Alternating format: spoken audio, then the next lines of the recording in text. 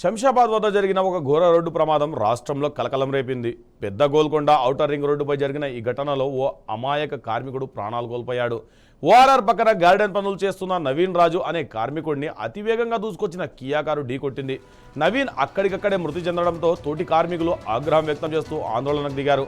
నవీన్ రాజు మృతికి కారణమైన కారు డ్రైవర్పై కఠిన చర్యలు తీసుకోవాలని డిమాండ్ చేశారు.